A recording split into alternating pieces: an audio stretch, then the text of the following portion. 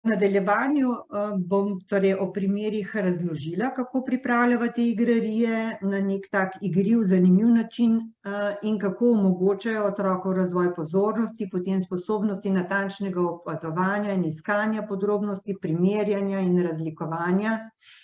Spodbujava tudi spoznavanje barv in oblik, potem iskanje razlik, spoznavanje nasprotij. Pri snovanju nalog dajem velik poudarek razvijanju porajajoče se pismenosti, se pravi spoznavanju črk, glasov, osvajanju novih besed, potem opisovanju, pripovedovanju. Spodbujam drobno motoriko, ki je spet pomembna za opismenjevanje z različnimi nalogami, v katerih otrok barva, povezuje s črtami, vleče barva po črtah, ali pa rešuje preproste labirinte. Potem je kar veliko nalog namenjenih spoznavanju števil, osnovnih matematičnih izrazov, kot so večje, manjše, večji, manjši.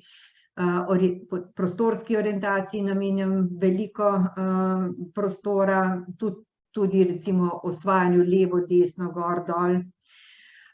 Igrarije so vedno pripravljene primerno starostni stopnji uporabnikov revije Cicido, kar pa je še vedno kar velik starostni razkorak, bom kasneje utemeljila ob nalogah. V posameznem letniku sva naloge recimo pripravili za mlajše, bom tudi na to opozorila, drugič pa za starejše bralce. Vsakokrat pa so zastavljene tako, da jih ob pomoči odraslega lahko rešujejo različno stari otroci.